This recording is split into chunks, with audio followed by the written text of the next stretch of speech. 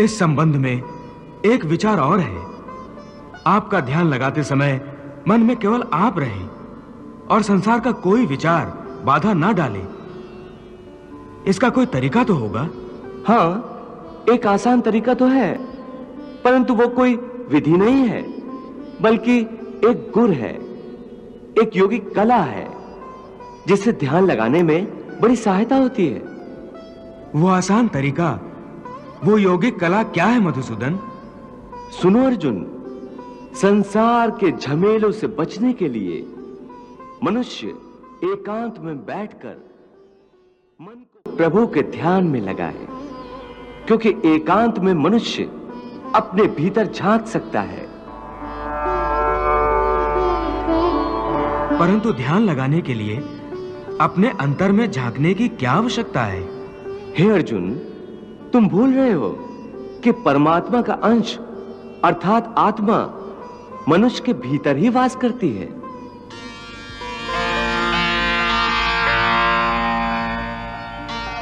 इसी आत्मा से संपर्क ही प्रभु से मिलन का पहला चरण है।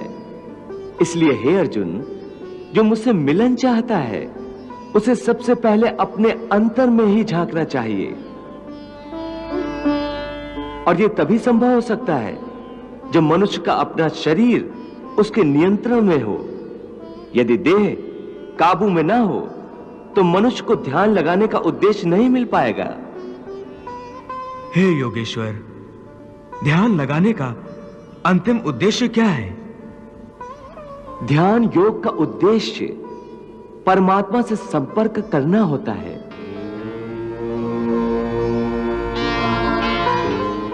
परंतु इसके प्रथम चरण में मनुष्य को आत्मशुद्धि प्राप्त होती है, स्वच्छता मिलती है और ध्यान लगाने वाले का अंतर निर्मल हो जाता है। हे अर्जुन, जब तक मनुष्य अपने अंतर की शुद्धि नहीं कर लेता, परमात्मा से ना तो संपर्क कर सकता है और ना ही आत्मा परमात्मा में लीन हो सकती है।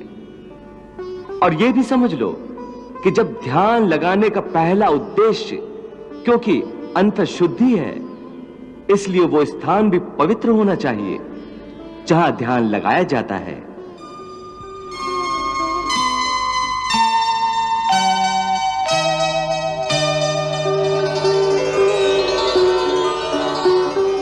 हे अर्जुन, मेरा ध्यान लगाते समय मनुष्य को चाहिए कि वो अचल बैठकर अपनी पीठ, सिर और गले को समान और सीधा रखे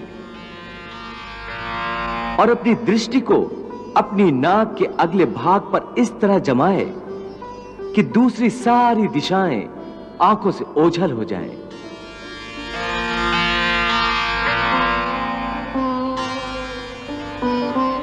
ऐसा करने से अपने आसपास के वातावरण से उसकी इंद्रियों का संपर्क टूट जाएगा और मनुष्य अपने अंतर में मन लगा सकेगा।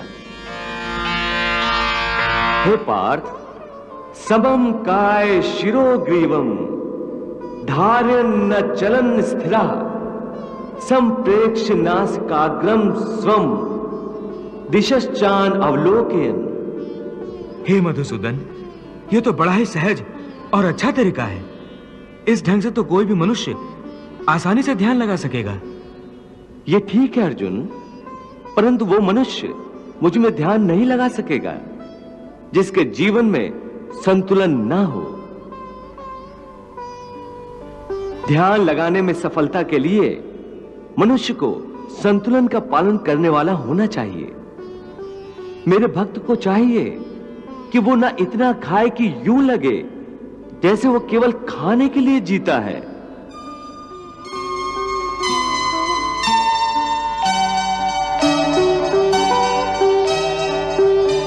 ना ही इतना कम खाए कि हड्डियों का ढांचा बन जाए,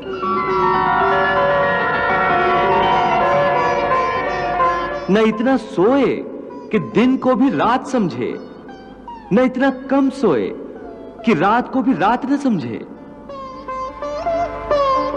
युक्त आहार विहारस्य युक्त चेष्टस्य कर्मसु युक्त स्वप्नावबोधस्य योगो भवति दुःखः। यदि सुख मिले तो खुशियों से नाचने न लगे, और यदि दुख मिले तो रो रो कर अपने आप को हलकान न करे।